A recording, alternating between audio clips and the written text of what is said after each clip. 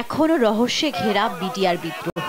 এটি কি কেবলই সৈনিকদের বিদ্রোহ নাকি অন্য কোনো ষড়যন্ত্র? 15 বছরেও মেলেনি এর সদুত্তর। তবে এই হত্যাকাণ্ডের পুরো তদন্ত ও ন্যায় বিচার প্রক্রিয়া শীঘ্রই শুরু হবে বলে জানান স্বরাষ্ট্র উপদেষ্টা জাহাঙ্গীর আলম। বর্তমান সরকার জনগণের অধিকার, সুশাসন ও ন্যায় বিচার প্রতিষ্ঠায় বদ্ধপরিকর। শুধু স্বরাষ্ট্র উপদেষ্টা হিসাবে নয়, একজন সাধারণ নাগরিক ও সেনাবাহিনী প্রাক্তন সদস্য হিসাবে আমি বিডিআর হত্যাকাণ্ডের ন্যায় বিচার চাই। সঠিকভাবে এই হত্যাকাণ্ডের পূর্ণ তদন্ত ও ন্যায় বিচার প্রক্রিয়া শীঘ্রই শুরু করা হবে। এদিকে চলতি মাসে বা আগামী মাসের শুরুতে বাজেট সংশোধন করা হতে পারে বলে জানান অর্থ উপদেষ্টা। ক্যালকুলেশনটা জিডিপি সাধারণত আমাদের প্রোডাকশন মেথডে করে, তাই না?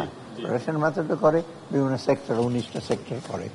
অতএব এই জিডিপির ফ্যাক্টরে এফেক্ট খুব বেশি হবে কি না হবে সেটা ওই আগামী সেটা প্রেস করার জন্য বলেছি, ওটা আপনি জানতে পারবেন। আমরা টাকাটাই এমন মিসহ্যান্ডেল করি, এই ইসের মধ্যে লুঙ্গির মধ্যে গুঁজে দিই, এই মানি ব্যাগের ভাঁজ হয়ে যাবে, এগুলো হয়।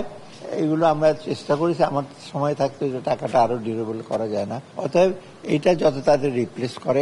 সকালে সচিবালয়ে সাংবাদিকের প্রশ্নের জবাবে অর্থ উপদেষ্টা বলেন, বাজারে 5, 10 ও 20 টাকার কাগজি নোটের অবস্থা খুবই নাজুক, এটা দ্রুত পরিবর্তন করা হবে।